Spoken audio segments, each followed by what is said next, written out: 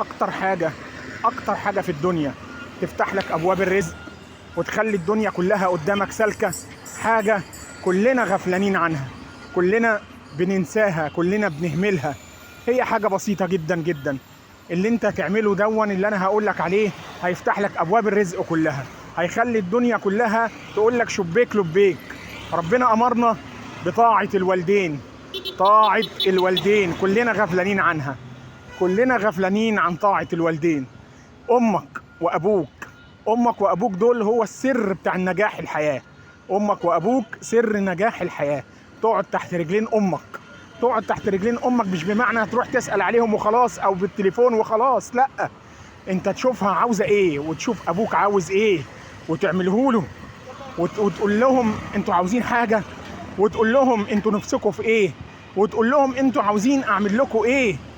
مش كفايه ان انت تسال عليهم، مش كفايه الكلمه الحلوه. اصل في ناس تقول لك ما انا بكلمهم واقول لها وابوس ايديها وابوس رجليها. مش كفايه ان تبوس رجل امك وتبوس رجل ابوك، مش كفايه.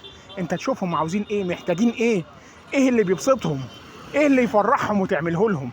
لازم ما يعديش يوم عليك غير لما تشوف امك ايه اللي يفرحها وتعمله لها.